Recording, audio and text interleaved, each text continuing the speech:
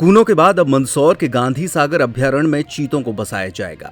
Asia की सबसे बड़ी मानव निर्मित झील गांधी सागर के पास स्थित अभ्यारण्य क्षेत्र में अब विदेशी चीते बसाने की तैयारियां जोरों पर हैं।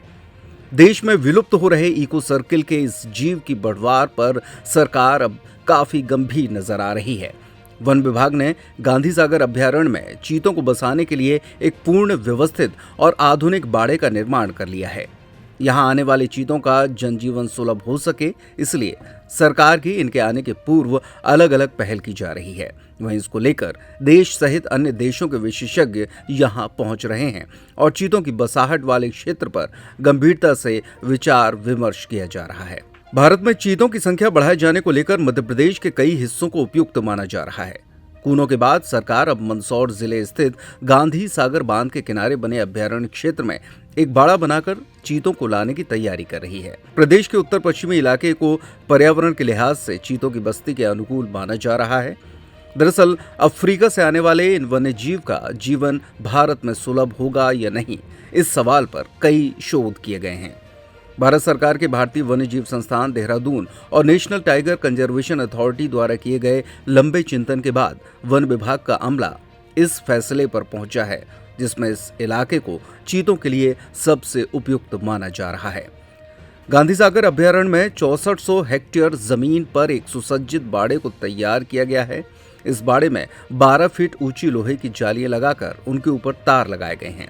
इस बाड़े में चीतों के लिए भोजन, पानी और वनस्पति जैसी मूलभूत सुविधाओं का भी इंतजाम किया गया है। चीतों की निगरानी के लिए यहाँ कैमरे भी लगाए गए हैं। इनकी मॉनिटरिंग के लिए उच्च अधिकारियों के कंट्रोल रूम से इन्हें जोड़ा गया है। अनुमान जताया जा रहा है कि इसी साल सर्दी के सीजन में साउथ अफ्रीका और नामीबिया से यहाँ चीते लाए जाएंगे। यहाँ की गई तैयारी के फाइनल निरीक्षण के लिए सरकार द्वारा बुलाए गए केन्या के 6 सदस्य के दल ने बाड़े और अभ्यारण्य का निरीक्षण किया है। केन्या से आए दल ने यहाँ जलवायु के अलावा चीतों की मूलभूत सुविधाओं के विकास का भी जायजा लिया। यहाँ आने वाले चीतों के भोजन के लिए सरकार ने चीतलों की संख्या भी बढ़ा दी है। केन्या के दल की सहमति के बाद सरकार अब इसी साल विदेशी चीतों को यहाँ लाने की तैयारी कर रही है। चीतों के भोजन के लिए 350 से अधिक चीतल गांधी सागर अभ्यारण्य क्षेत्र में अभी तक छोड़े जा चुके हैं। वहीं अब 400 से अधिक काले हिरण लाने की तैयारी की जा रही है।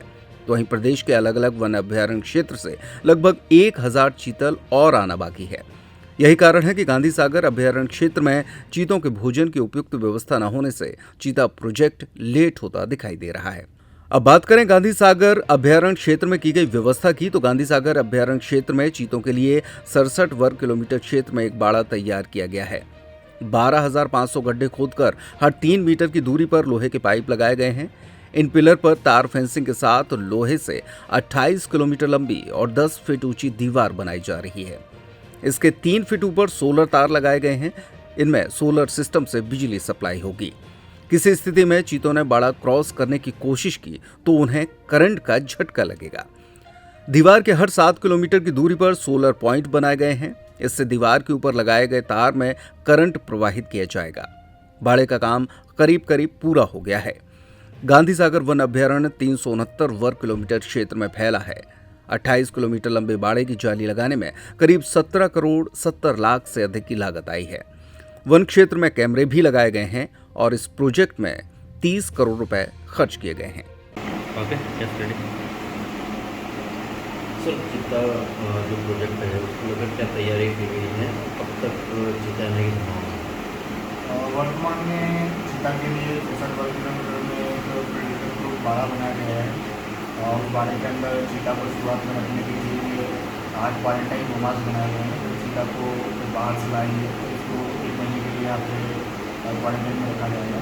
साथ ही वर्तमान में प्री ऑगमेंटेशन का काम चल रहा है, जिसमें अन्य संरक्षित क्षेत्रों से यहाँ पे चीता हिरण और काले हिरण को लाके बचाएंगे। लगभग अभी तक कितने भोजन की व्यवस्था के लिए क्या किया जा सकता है? वर्तमान में 387 चीतल हिरण कान्हा नेशनल पार्क वन विहार भोपाल से और नरसिंहगढ़ अभ्यारण्य से लेके आए हैं। अभी 1000 चीतल हिरण और आने के लिए। सर, एरिया लेने पर कितना किया गया है और किस प्रकार से उनकी सुरक्षा को दृष्टिकोण ध्यान में रखते हुए क्या चीज़ें का उपयोग किया जा रहा है? वर्तमान में तो 64 वर्ग किलोमीटर के एरिया को रखा गया है एक सॉफ्ट रिलीज के लिए, लेकिन भविष्य में पूरा एक लैंडस्केप जो चीता के लिए रखा गया है उसमें राजस्थान का बैंसरोवर सेंचुरी तक का पार्ट, नीमच का एरिया, जब चीता खुले में रहेगा तो पूरा एक लैंडस्केप अप्रोच के साथ उसको रखा गया है। और ध्यान रखने के लिए कैमरे या ऐसा कुछ?